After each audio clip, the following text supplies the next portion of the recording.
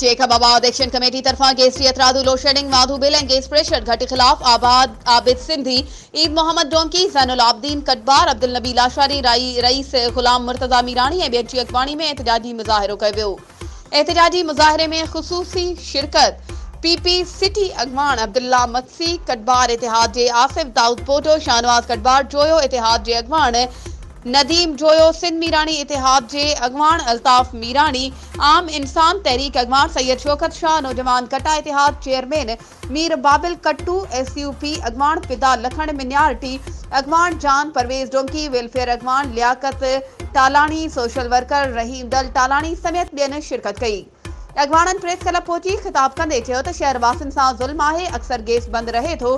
Gas office में मौजूद अमलो visa ते वियल आहे ऐं कुझु ऑफिसरनि पंहिंजा गैस ऐं मेडिकल जा दुकान खोले वेठा आहिनि। अॻवाननि चयो त जेकॾहिं फौरन मामिलो हल न थियो त एहतजाजी तहरीक लाइ गैस ऑफिस आॾो धरणो हणंदासीं।